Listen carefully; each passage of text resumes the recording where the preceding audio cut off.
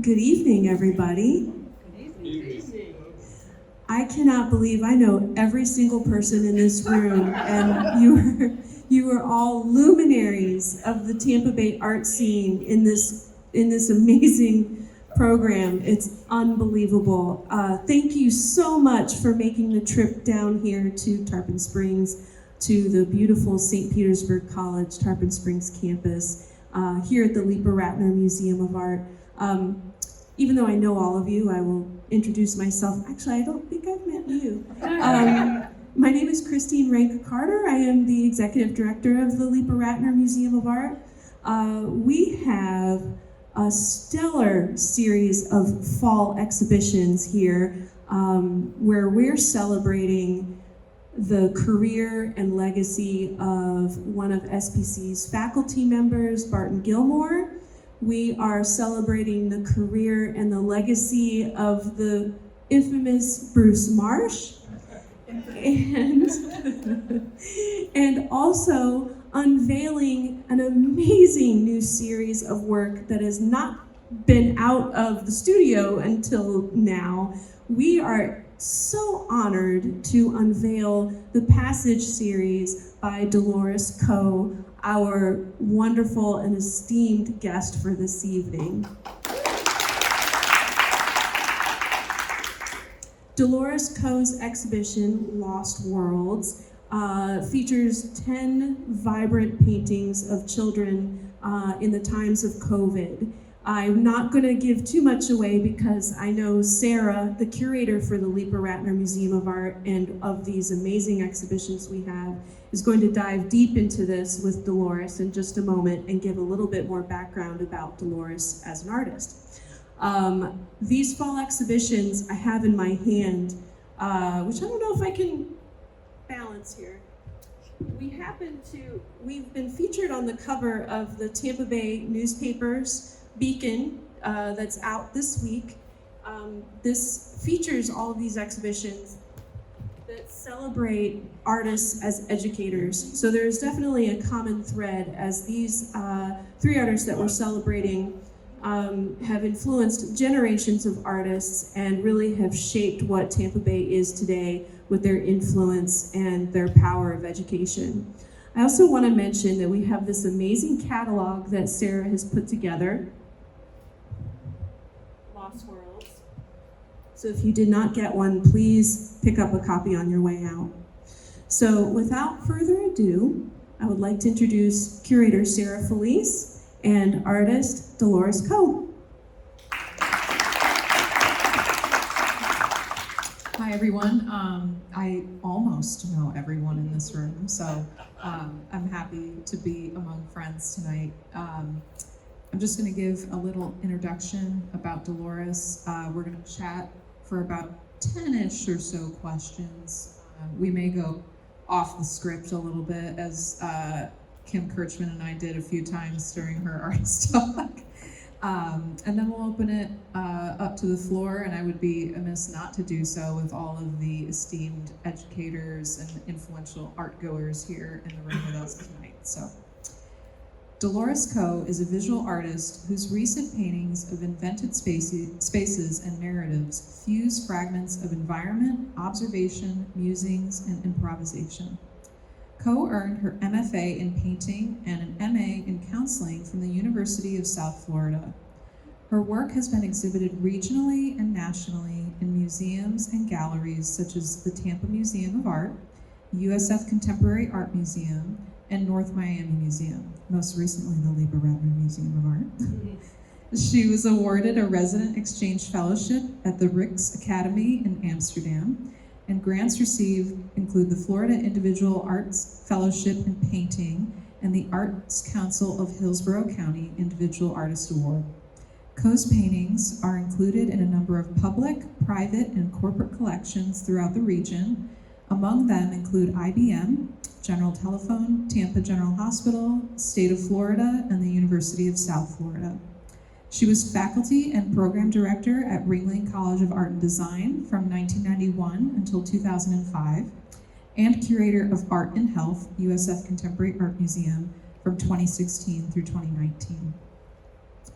In paint and mixed media, Coe constructs works of invented spaces and narrative populated by references to landscape and its inhabitants, the iconic, cultural, and the everyday. She's interested in making paintings built upon abstract chunks and gestures of paint in which spaces are active, charged fields. Paintings in which gesture can act as protagonist and color can change climate and create a sense of condition, felt and perceived. Works in this series, Field Notes, are conceived as fragments of space, time, experience, interacting within a broader field.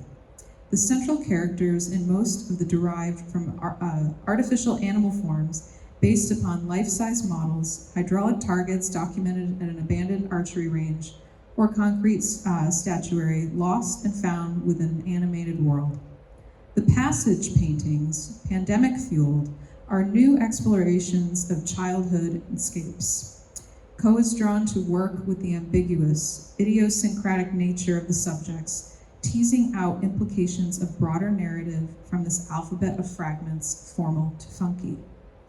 She lives and works on a riverbank on a fragile coastline of powerful forces, blazing sun and saturated color, deterioration and generation, the randomly abandoned roots that don't grow deep but spread and intertwine, the flatness, space, and always a horizon line, and humans, and one feral cat who accepted me. She works with visual parallels in creating paintings.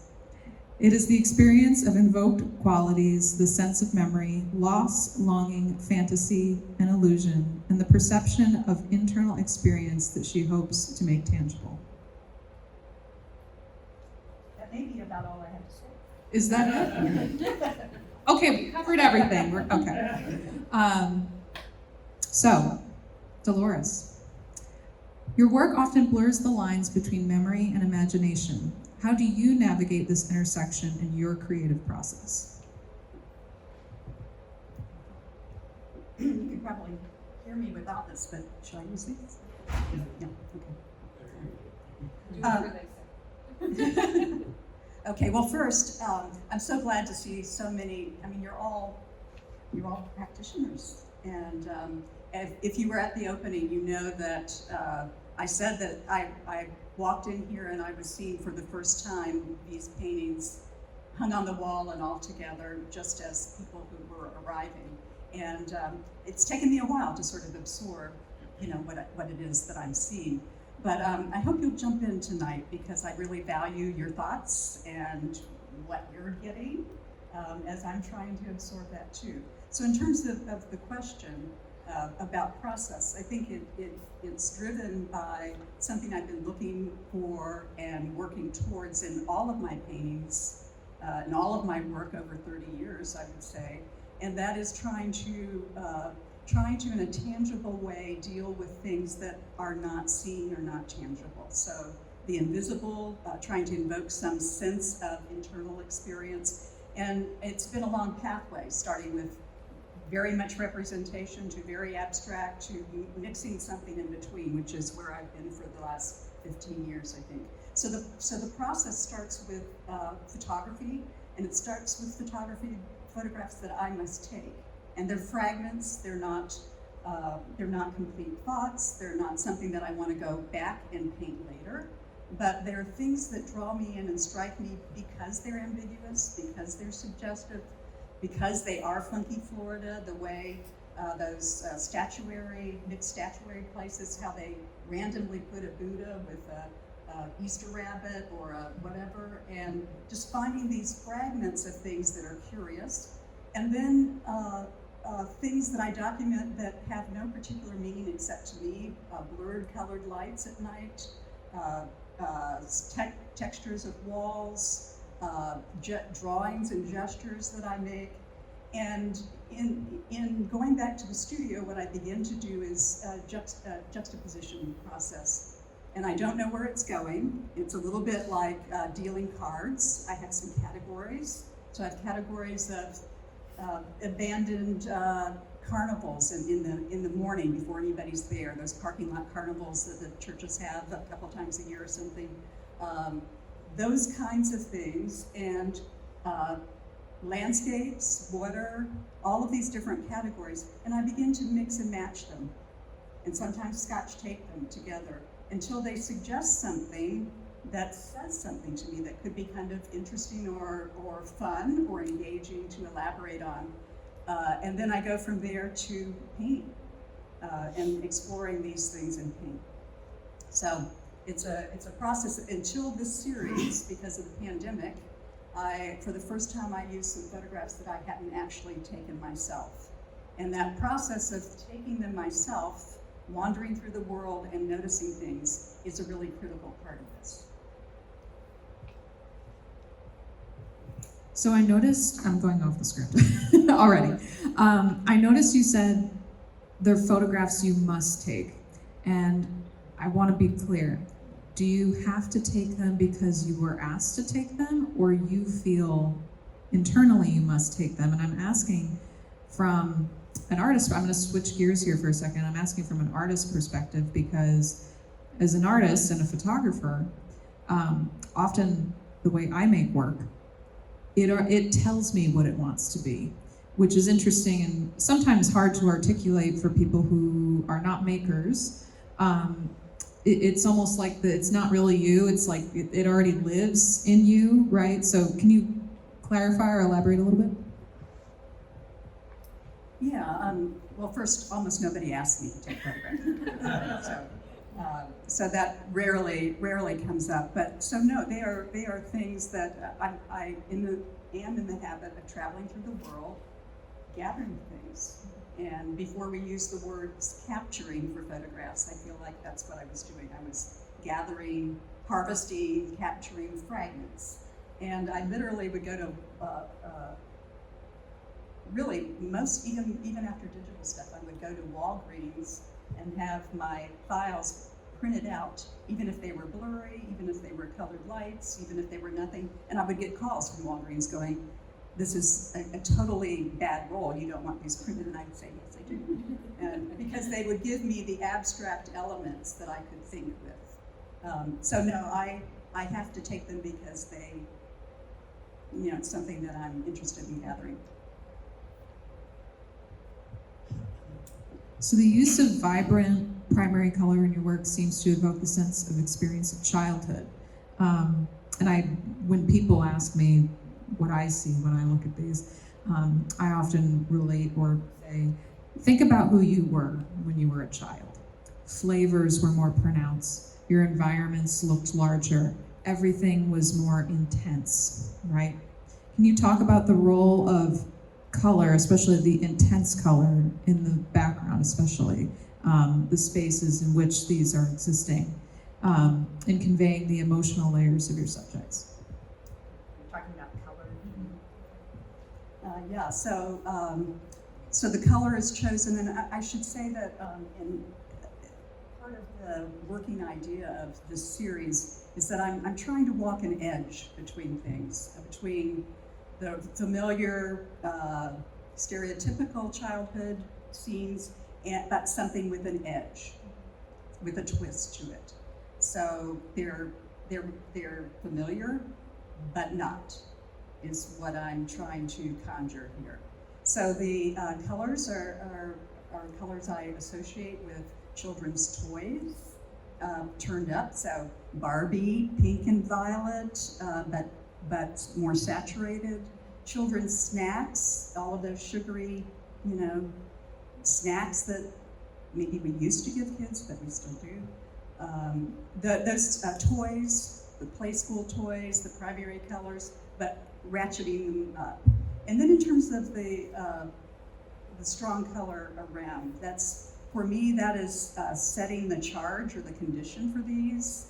And it has a lot of other, not a lot, it has several other functions to that, for me, that framing of them. Some of the color that is, you want me to go on about color? Some of the color that is there that would maybe seem logical, that it's very premeditated, is not.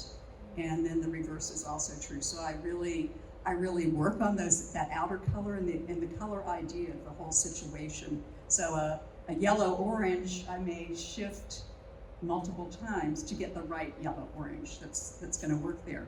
But the color of the actual figures happens after I've blocked in the negative spaces and I have an idea of how color, I know that heightened color is going to develop a sense of expression, something with those kids, but that's pretty spontaneous in terms of what is happening around them and then how I begin to feel about the figures. So that's not something I work out ahead. A small anecdote. The first time I went to Dolores' studio, what she just spoke about with childhood toys, the green passage painting that I have conveniently called The Last Supper, even though it's not. I looked at her and I said, oh my God. Now, this may not have been part of your childhoods, but I think everybody knows what High C orange drink is. Yes, nods, okay, great. In the early 90s, they came out with an edition that was supposed to be like a counterpart to the Ghostbusters movie. And I had almost like an intense reaction to the green one. I said, oh my God, it's High C Ecto Cooler. So I was already feeling sugary childhood snacks the second I stepped in the door. So it just was, did you want to say something? Oh, I just thought green slime. Oh, well, mine tastes better, I think. So the improvisational nature of childhood is a recurring theme in this series. How does your own artistic process reflect the spontaneity and inventiveness of youth? Well, maybe something I could have elaborated on a little earlier is improvisation is cooked in as part of the process. So once I have those elements and I begin to juxtapose them, I somehow have to work them together. And so the gestures, the drawn elements, I'm really mixing syntax up. So I've got to figure out a way for that to all live together. And that's all improvisation of finding. And so I know that in some of these, I know that I would like the field to be very active and charged, and because the figures are very still.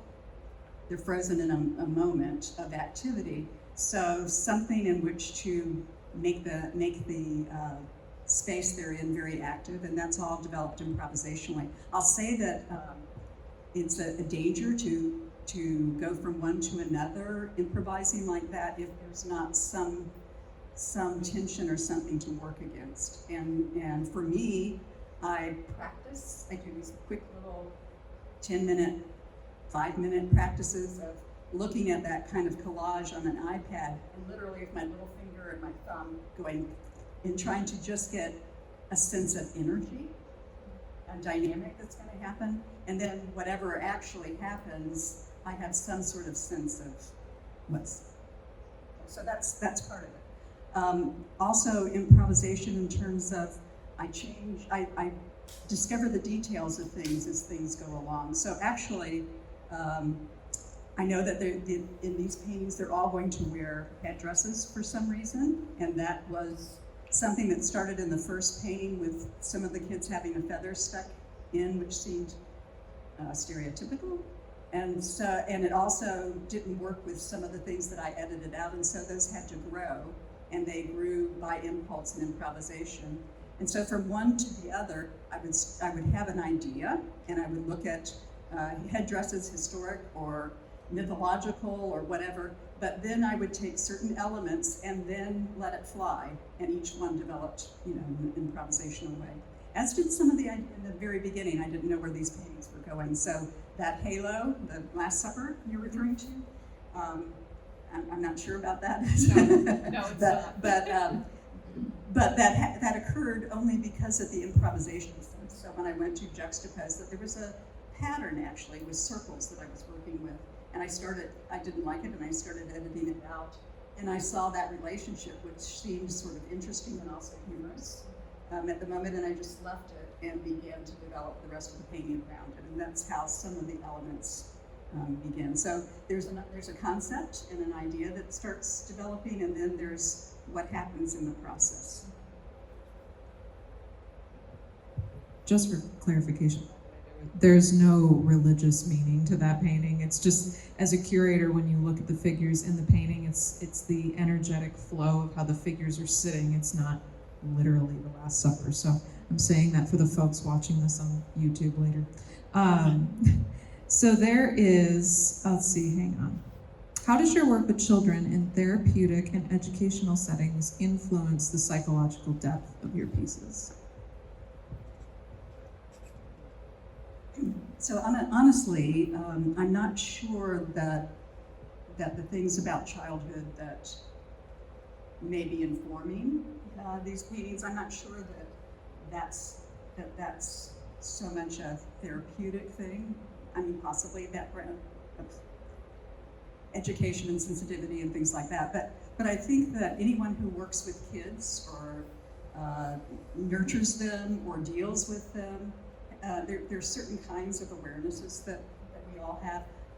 One of the delightful ones is the malleability and the kind of permeable membrane between reality and fantasy. Also that notion that children's play is work and work is play, and that the complex things that kids deal with and try to make sense of in their worlds get worked out in play and pretend, and that we're developing our sense of identity and building little societies when at play. And so some of those things, I think, are things that inform the paintings and things that anybody would recognize about groups of kids working. And then other things we I think are all aware of now is the impact of loss and chaos and unsettled things on children and how they express them in their worlds.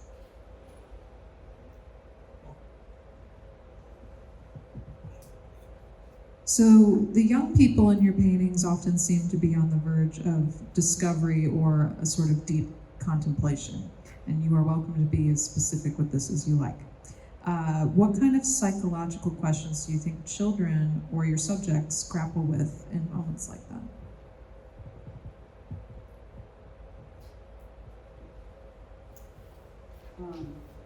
Well, first maybe I should back up and say what attracted me to the sources. And it was their engagement. You know, groups of kids really engaged in something together. And that there were no adults, that it was an adultless world, that they were, in some cases, building, seeming to construct some mystery thing, or excavating, or having some kind of ritual, or maybe the last child in some kind of environment. So the things that drew me were these things in photographs and the specificity of expressions. There were no Instagram ready photos that I used. They were the expressions were very real, very sometimes strange, sometimes, but no smiles, no hamming for the camera. And in fact, and the idea that at least one of those children are turning and have a direct gaze with the viewer, so that there's some kind of connection to the witness and what may be happening there. And so then in terms of these kids, I'll have to say that my whole impetus to do this is colored by being kind of underground during the pandemic and the shutdown. And I felt that maybe like lots of you, that I was looking at the world, kind of putting up my periscope and trying to figure out what was going on. And in the meantime, I saw these photos that were shared with me. And I began to think about kids, as many of us did. What's happening? What kind of sense do kids make of this kind of situation? And that they're probably taking in the same kind of information that adults are. They're hearing and seeing the same kinds of things as adults during the pandemic, but are constructing a reality that's different in response. So for me, in a lot of these young people are engaged in constructing some kind of community, society, kind of culture building, and with an edge to it. Another aspect of this is how complex childhood really is. And we all can think back on the stereotypical, nice memories, but also the difficult things. And those are all. Am I answering this question? Yes. It's a very complex question. Well, yeah. So I'm not suggesting any particular thing that they're doing, except the complexity of childhood and the situations that how we work ourselves through that in our identities. So I remember when I was in the studio with you, we chatted a little bit about, I believe, when you were finished with at least one of the pieces, you brought one of the kids in and their parent to see the work. And you had kind of mentioned that they're not going to be cute. So can you talk a little bit about the reaction of your subjects to your work? And if none of you were, well, some of you were here, but some of the kids were here at the opening reception. So yeah. Well, so the photos, some of these photo sources, as I said, were the first ones that I have not taken myself, but they were shared by my niece, our grandchildren, and when I saw a couple of them, I contacted them and said, there's something I'd really like to just play with, and is it okay? And the thing that, and they all go, oh yeah, and begin to send me cute pictures and all. But I said, the thing you have to understand is I don't know where this is going, but it's not going to be cute. They're not going to be cute, and they're not going to be pretty, and they're not about doing portraits of the children. It's about something else. And they were great. They said great. And but I asked them to talk to the kids, and the kids, they said we're fine. But especially over a few years of the pandemic, how much children mature and see themselves differently and all. So it was important to me to invite them in, and they came to visit, and we had a studio visit. And one flashing by is my niece Addie, my grandniece Addie, and I told them, I pulled out all the paintings and told them what I was doing, and so the seal of approval seemed to be that Addie took pictures of them and texted them to her friends, a couple. So that seemed to be but they recognized themselves and also didn't recognize themselves. They recognized, yes, this is Addie in my studio. She'll probably be embarrassed if she hears this. Oh. Addie, don't be embarrassed. It's great. So I actually received this question from somebody in the museum a few weeks ago, and I thought I'd jot it down and have it answered. So how did you come up with passage? What does that mean to you? It's a pretty literal meaning and association with moving from one stage or condition to another. Also, passage as in passageway, the way you've got to move through something to get to the other side. That's pretty straightforward. Yeah. No, that's good. I wanted whoever had come in to hear it from the artist's mouth, not just take my word for it. So, what did you want to point out? Improvisation.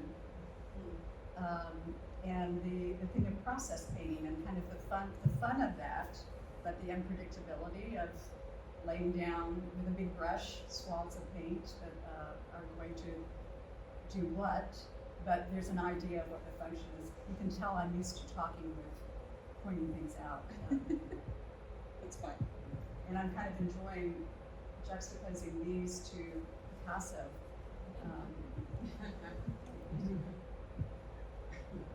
What do you say? You want to open it to the? Sure, No, yeah. Does anyone have any questions they would like to ask? Oh, come on now. or takes. How about Or, yeah, I got a question. all right. You want me to bring the microphone, or are we gonna shout? I can just Okay. talk loud. Can you hear me? Yes. Oh, okay, good. Since I know you for a long time, we shared graduate studio together. The first time I saw your work was, actually I still can see the trace back to now, the brushworks and the color, that's the two things, and larger scale too. Yeah. But it was abstract. And when did you start to work figurative? You can shout. Well, actually, beginning that period of time, I actually started with children maybe 35 years ago in some very large paintings that were based on swimming lessons in a swimming pool and looking at, thinking about courage and these different positions. And I think I started in graduate school working with those. Some of you will have experienced being women and painting large children at 30 years ago. Needed more of an edge to them. And I'll say that my painting has been, and the color has been informed by watercolor a lot and doing figure studies in watercolor. And it has taken me maybe a while to develop the vocabulary to feel like I could deal in a much more open and assertive way with the subject. But so I started there, and it became more abstract and more abstract. And then I began to